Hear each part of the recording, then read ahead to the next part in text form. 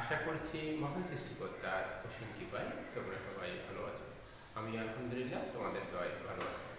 প্রিয় শিক্ষার্থী বন্ধুরা, আমি মূলত আজকে তোমাদের সাথে শেয়ার করতে যাচ্ছি নবম শ্রেণীর গণিত বিষয়ে অনুশীলনী 1.1-এর আবৃত্ত দশমিক ভগ্নাংশের যোগ বিয়োগ। আমরা মূলত আজকে চেষ্টা করব আবৃত্ত দশমিক ভগ্নাংশে কীভাবে যোগ করতে হয় সেই বিষয়গুলো তোমাদের সামনে উপস্থাপন করার চেষ্টা করব। চলো আসো তাইলে আমরা আজকে ক্লাস নিতে যাচ্ছি নবম শ্রেণী গণিত বিষয় নিয়ে অনুশীলনী 1। এরপরে যদি বলি আবৃত্ত দশমিক ভগ্নাংশের যোগ, আবৃত্ত দশমিক ভগ্নাংশের যোগ যদি সম্ভব হয় আমরা বিয়োগটাও দেখি। তাইলে আমি এটা প্রত্যাশা করব তোমরা প্রথম থেকে শেষ পর্যন্ত ক্লাসটি মনোযোগ সহকারে করবে এবং অবশ্যই নোট করে নেবে। চলো আসো তাহলে আমরা মূল আলোচনায় ফিরে আসি। তোমাদের পাঠ্য বইয়ের 12 নম্বর পেজে চলে আসো। পাঠ্য বইয়ের 12 নম্বর পেজে 10 নম্বর উদাহরণে এই ধরনের একটা উদাহরণ আছে। উদাহরণ 10 3.8 পৌনঃপুনিক 9 পৌনঃপুনিক, এরপরে 2 1 7 পৌনঃপুনিক 8 পৌনঃপুনিক ও 5.89 7 পৌনঃপুনিক 9 8 পৌনঃপুনিক, এগুলোকে কি করতে বলা হলো? যোগ করতে বলা হলো। যোগ কর। এই ধরনের যোগগুলোতে প্রথমে যে বিষয়টি তোমাকে বিবেচনা করতে হবে সেটা হচ্ছে কয়টি অনাবৃত অঙ্ক আছে দেখতে হবে। এখানে দেখো অনাবৃত অঙ্ক দশমিকের পরে একটাও নেই। অনাবৃত অঙ্ক বলতে কি? যেগুলোর উপর পৌনঃপুনিক নেই। দশমিকের পরে অনাবৃত অঙ্ক এখানে একটা নেই। এই জায়গায় দশমিকের পরে অনাবৃত অঙ্ক একটা, ওয়ানের উপর কোনো পৌনঃপুনিক নেই। এই জায়গায় দশমিকের পরে অনাবৃত অঙ্ক হচ্ছে দুইটা। তো আমি যে এই ভগ্নাংশগুলো যোগ করব, অর্থাৎ এই 3.8 পৌনঃপুনিক 9 পৌনঃপুনিক, 2.1 7 পৌনঃপুনিক 8 পৌনঃপুনিক, 5.89 7 পৌনঃপুনিক 9 8 পৌনঃপুনিক, এগুলোর ক্ষেত্রে এগুলোকে প্রথমে সদিশ ভগ্নাংশ হিসেবে সাজিয়ে নিতে হবে। তার ওটা কিরকম? এই এখানে যে দুটো অনাবৃত অঙ্ক আছে, ঠিক একইভাবে এটাতেও দুটো অনাবৃত অঙ্ক হবে, এটাতেও দুটো অনাবৃত অঙ্ক হবে। এরপরে হচ্ছে এখানে আবৃত অঙ্ক হচ্ছে দুটো, এখানে দুটো, এখানে তিনটা। তো আমি যেগুলো সাজিয়ে নিব সদিশ ভগ্নাংশ হিসেবে সাজিয়ে নিব, সেই ক্ষেত্রে আবৃত অঙ্ক সংখ্যা হবে এই 2 2 এবং 3 এর লসাগু যত ঠিক ততটি। তাহলে 2 2 এবং 3 এর লসাগু হবে কয়টা? 6। তার মানে আমি যে সদিশ ভগ্নাংশগুলো লিখব সেখানে 6টি আবৃত অঙ্ক হবে। আর অনাবৃত অঙ্ক সর্বোচ্চ আছে কয়টা? দুটো অনাবৃত অঙ্ক হবে। এই জিনিসটা আমরা একটু লিখে নিচ্ছি।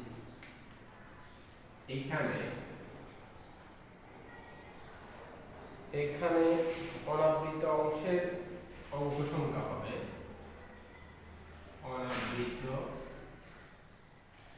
অংশের অঙ্ক সংখ্যা হবে, এখানে অনাবৃত অংশের অঙ্ক সংখ্যা হবে সর্বোচ্চ কত ছিল? 2 এবং আবৃত অংশের অঙ্ক সংখ্যা হবে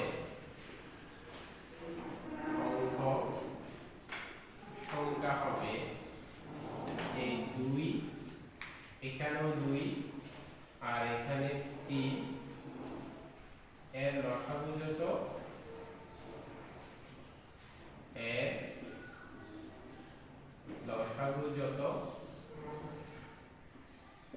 ঠিক ততই। তাহলে এখানে লসাগু কত? এই 2 2 3 এর লসাগু কত? 2 2 3 এর লসাগু কত 6। তার মানে আবৃত অঙ্ক সংখ্যা হবে 6টি এবং অনাবৃত অঙ্ক হবে 2টি। আর একটু ক্লিয়ার হয়ে যাবে আমরা যখন এগুলোকে সদস্য আকারে সাজিয়ে লিখব। দেখি তাহলে আমরা কিভাবে লিখতে পারি। প্রথমে 3.8 পৌনঃপুনিক 9 পৌনঃপুনিক, এটাকে যদি আমি একটু করে এই জিনিসটা ফরম্যাটটা ফলো করে লিখি, 3 পয়েন্ট অনাবৃত রাখতে হবে 2টা, যেই অঙ্কগুলোর উপর আবৃত থাকবে অথবা পৌনঃপুনিক থাকবে সেটা রিপিটেশন করবে। তাহলে 8 9 আমি দুটো অনাবৃত রাখতে হবে, দুটো অনাবৃত করে ফেললাম, এবং আবৃত রাখতে হবে কয়টা 6টা। এই শুরু হলো 8 9, দুটো হলো, 4টা হলো, 6টা হলো। যেহেতু আমি যোগ করব, আমি যে পদ্ধতি করব সেখানে এখানে এভাবে টান দিয়ে আরো দুটো নিয়ে দেব, গেল। পরবর্তীতে যাচ্ছি আমরা, এটাতে যদি আমরা আসি 2.17 এর উপর পৌনঃপুনিক, 8 এর উপর পৌনঃপুনিক, এটা কি কিভাবে করা যেতে পারে। 2 পয়েন্ট চলে আসার পরে 17, দুটো কি রাখতে হবে, অনাবৃত রাখতে হবে।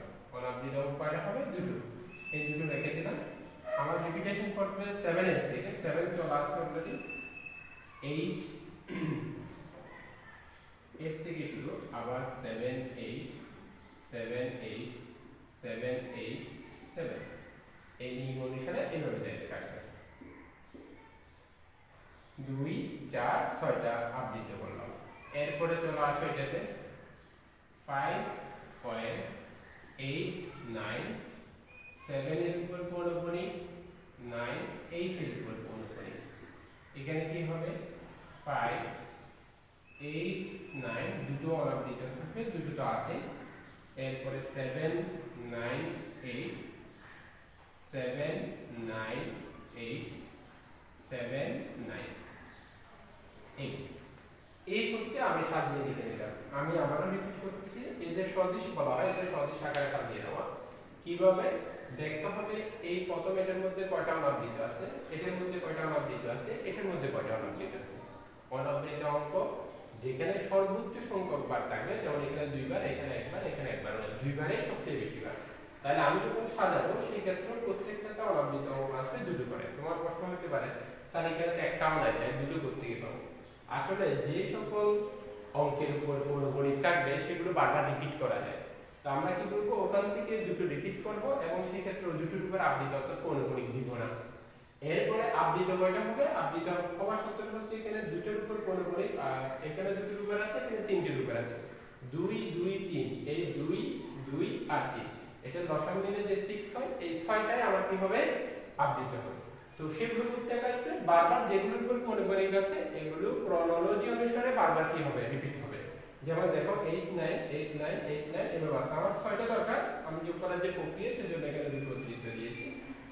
এরপরে আবার যখন আসবে এই পরবর্তীটা, সেক্ষেত্রে আমি 1 এবং 7 এই দুটোকে অনাবৃত করে ফেলবো, রিপিট করব। এই 7 8 এগুলো পরপর রিপিট করব। তো এইটার পরে আবার 7 8 আবার 7 8 এভাবে আসবে।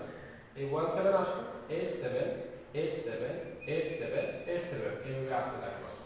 এরপর এটাতে আসো 5.89 7 9 8, এই ক্ষেত্রে দুটো অনাবৃত আছে।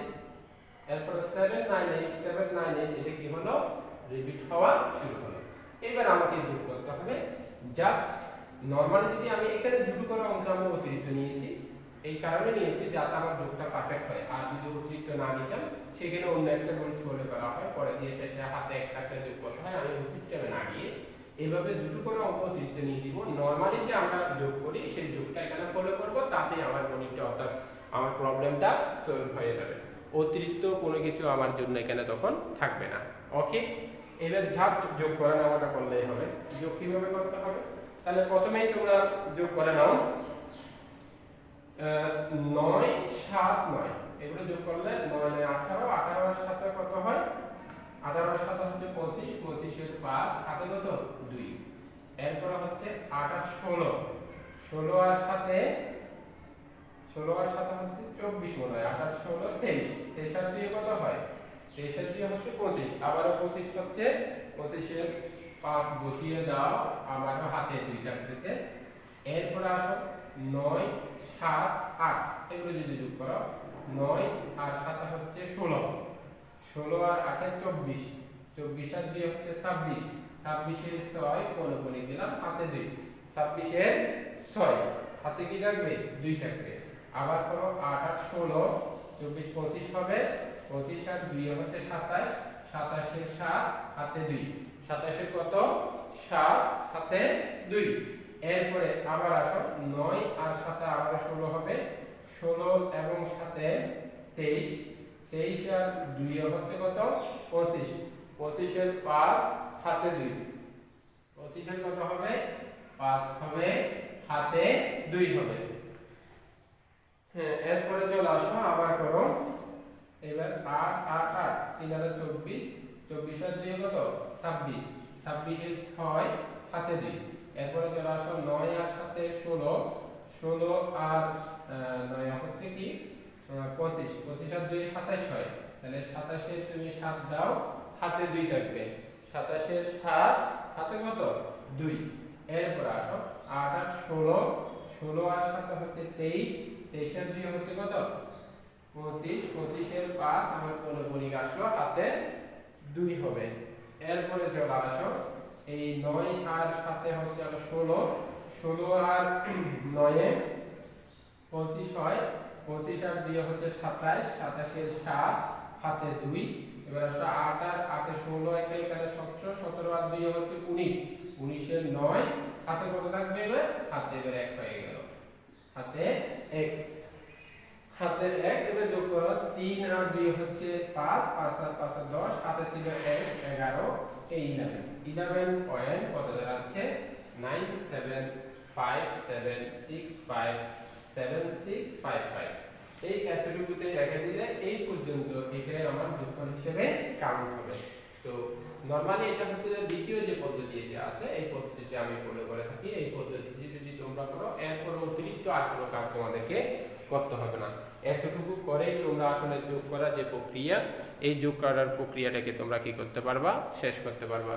তাহলে আমরা যেটা বললাম টোটাল বিষয়টা যদি আরেকবার তোমাদের সামনে রিপিট করে দিই, উদাহরণ 10 এর যে প্রবলেম সেটা যোগ করার ক্ষেত্রে এই হচ্ছে আমার জন্য প্রথম রাশি, এটা দ্বিতীয়, এটা তৃতীয়।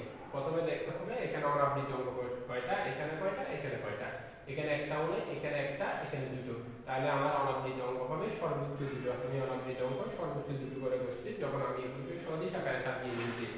তারপরে এখানে দুটো আবৃত, এখানে দুটো আবৃত, এখানে তিনটা আবৃত, আমাকে আবৃত সংখ্যক অঙ্ক করতে হবে, এখানে দুটো, এখানে দুটো, এখানে তিনটা, এর লসাগুলো তো ঠিক তত এই 2 2 3 এর লসাগু নিলাম আমরা 6, আবৃত অঙ্ক করতে হবে এখানে 6টা করে, এই 6টা করে আমি আবৃত অঙ্ক নিলাম। এই দুটো হচ্ছে সিস্টেম ওয়াইজ আমি যোগ করার জন্য এখানে দুটো করে অতিরিক্ত নিয়ে নিয়েছি এবং এখানে আলাদা করে আমি সেপারেট করে দাবি দিয়ে দিয়েছি। এবার আমি যোগ করার সময় এই দুটো অর্থাৎ এই দুটো অঙ্ক শুদ্ধ একসাথে যোগ করে নিলাম, যোগ করে শেষ পর্যন্ত আমি এই ফিগারটা পেলাম, এই যে ফিগারটা পেয়ে গেলাম অর্থাৎ 11.97576576, এটাই হচ্ছে আমার আনসার। আমি এই দুটো কাউন্ট করব না, এই দুটো হচ্ছে আবৃত অঙ্ক সংখ্যা যোগ করার যে দ্বিতীয় পদ্ধতি বা রুলস অনুসারে এখানে দুটো নিলে পরবর্তীতে আর কোনো কার্যক্রম থাকে না, এই জন্য আমরা এইভাবে এটাকে করলাম। তাহলে আমরা এখন লিখতে পারি নির্ণয় যোগফল 11.97576576 কোণে এভাবে দিয়ে দিতে হবে। নির্ণয় যোগফল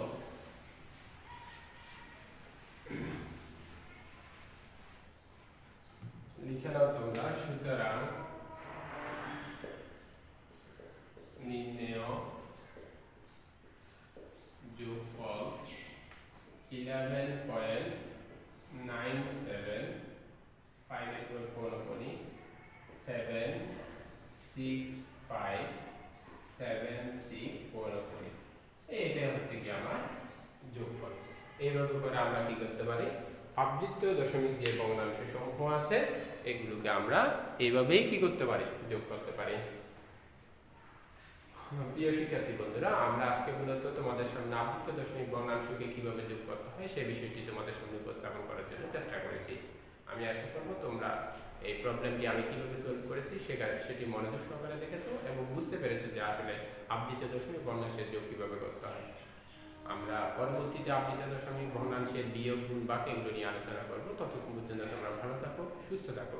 আর স্বাস্থ্যবিধির যে সকল নিয়মকানুন সমূহ আছে সেগুলো অবশ্যই পালন করছো, এটা আশা করছি। নিজেরা বাসায় থাকবে, সুস্থ থাকবে এবং নিয়মিত পড়ালেখা চালিয়ে যাবে। ভালো থাকবে, সুস্থ থাকবে, সুন্দর থাকবে। আবার দেখা হবে পরবর্তী কোনো ক্লাসে। আসসালামু আলাইকুম।